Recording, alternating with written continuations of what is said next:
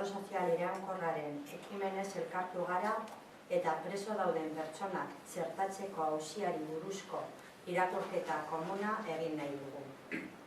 Lehenago, ETAren behin betiko eta erabateko armagabetzeari gure sostengua adierazteko elkartu ginen, eta geroztik beste 3 aldiz modo ezberdinetan ere elkartu gara. Gaixorik dauden presoen arazoa eta hurbiltzea zirela eta. Beraz, ELALAB, UGT, Steilas, SK, ENE, Hiru eta Etxalde sindikatuok euskal gizarteari, bere erakundeei eta eragile politiko eta sozial ezberdinei honakoa adierazi nahi diegu. Lehena, egungo egoeran preso dauden pertsonen arazoa konpontzea, bizikidetza demokratikoa eta adiskidetzea sustatzeko beharrezko ekarpena litzateke uste dugu.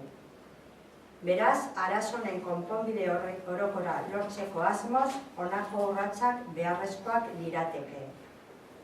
Lehena, gaitz larriak pairatzen dituzten presoen arazoa dela eta iazko uztailaren 5ean egindako eskaerari berretsi egiten diogu. Sindikatuok agintariei estatuan indarrean dagoen legedia eta nazioarteko irizpide zorrotzenak aintzat har ditzaten eskatzen diegu. Gaitz larriak edo sendaezinak pairatzen dituzten presoak 3. graduan sailkatzeko edo espetxetik ateratzeko duintasun pertsonal eta gizatasun arrazoiak direla eta. Bigarrena, Espainia eta Frantziako gobernuei preso guztiak Euskal Autonomi Erkidegoko eta Nafarroko espetxeetara ekar ditzaten exigitzen diegu. Espetxe zigorra presoen sorlekutik urruti ez betetzeko eta senideekiko lotura erresteko. Hirugarrena, preso bakoitzaren baldintza eta egoera zehatzak benetan aztertuz, lehen gradutik 2. gradura bilakaera eskatzen dugu, espetxe legediak zehazten duen moduan.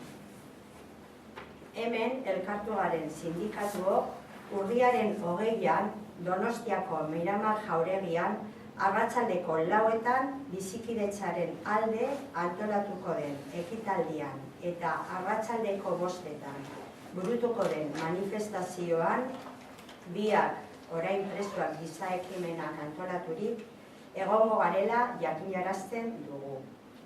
Gizarteari eta bereziki langilei bakoitzak bere eremutik auzi honen behin betiko konponbidea lortzeko lan egin dezan ideia luzatzen diegu.